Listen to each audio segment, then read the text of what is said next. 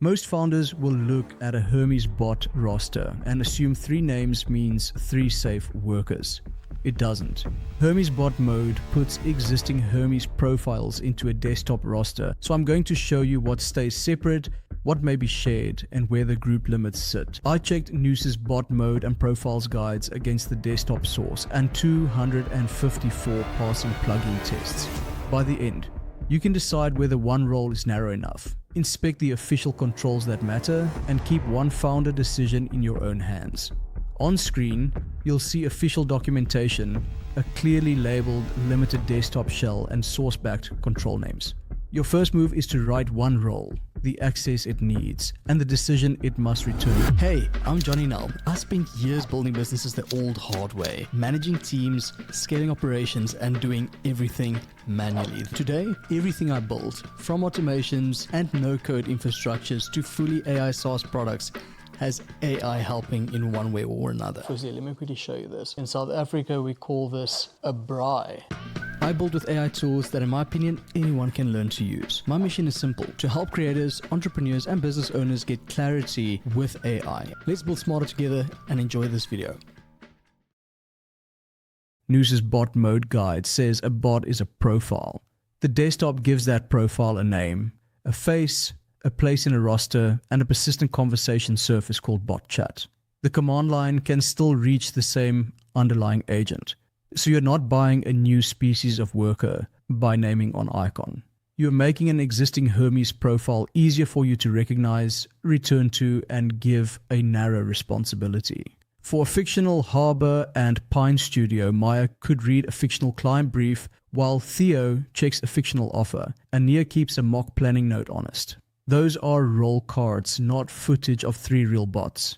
And you might be thinking, Johnny, why does that distinction matter if the roster still looks useful? Because the roster is where you see the owner, but the profile is where the real configuration, memory, and access question lives. Guys, that is the part you need to understand before you let a named bot touch anything useful. So the control layer gives you a clear way to see who owns which small job. Nous' profiles guide says a profile can carry its own Hermes config, environment file, soul, memories, sessions, skills, cron jobs, and state. That is a real boundary inside Hermes, and it gives you a useful place to keep a role's working context instead of mixing every task into one anonymous chat. The bot mode guide then puts the creation choices in front of you. The shipped interface names new agent, then advanced, general, and capabilities. The source also names profile clone choices, provider and model settings, a sol field, and capability surfaces for skills, tools, and MCP. Those are exact shipped controls, but they are source receipts here. We did not open them in a live bot setup. The practical question for you is not whether every setting can be changed.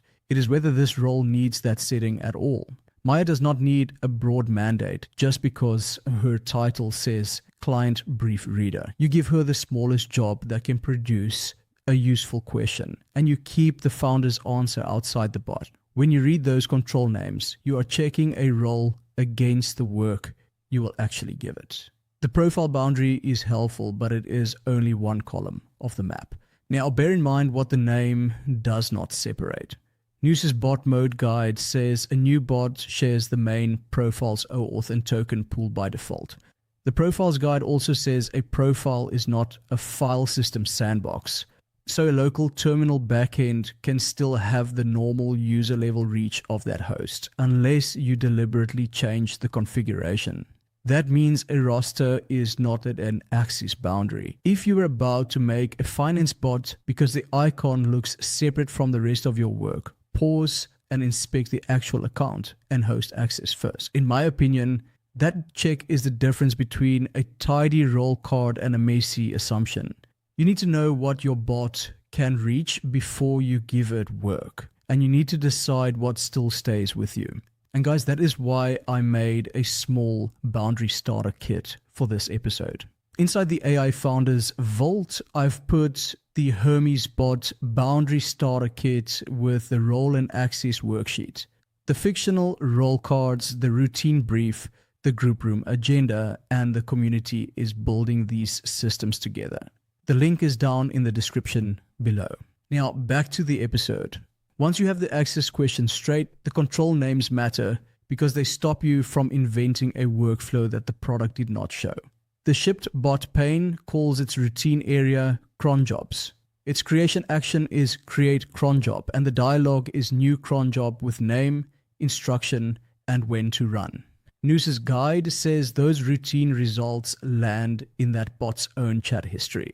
Then there is a separate core surface called scheduled jobs. That is where the exact immediate action is trigger now, and its result list is run history. Trigger now belongs to scheduled jobs, not the bot's cron jobs tile. We are reading those labels literally because no routine was created or triggered in the isolated run. And you might be thinking, Johnny, should I schedule a bot straight away? Most probably not. First, give the role one small repeated check, then decide whether you can recognize a good answer when it comes back. A fictional Monday planning note can be a sensible example card, but it is not a real run result until your own screen shows it. The source can tell you what the control is for. Your capture still has to prove what happened when you used it. The same discipline matters in a group room. Nous documents groups of 2 to 6 bots with up to 3 serial rounds and 10 messages for one send. A bot may pass, and an @user reply can raise a needs you state for the founder. The exact plugin suite passed 254 tests for these bot mode behaviors, but a passing test is still not our live group footage, so keep the first room small. Guys, your fictional harbor and pine prompt can ask what is missing before a 3-video launch, but your real operating question is whether each role changes the answer in a way you can inspect. If every bot returns the same vague paragraph, the roles are not ready for more access or more members. No group exchange was run for this episode, and that is intentional in the way we describe the evidence. The official guide also says live interruption of an already running bot is future work. A group room is bounded turn-taking, so it is not the place to pretend you hired an always-on team. That limit is useful because it keeps the decision with you. Nous also documents bot-to-bot messages and cross-machine paths, but those are separate conditions. Desktop connections and the Hermes peer DM command are not the same feature. And peer messaging needs an API server, a strong API server key, and reachable networking.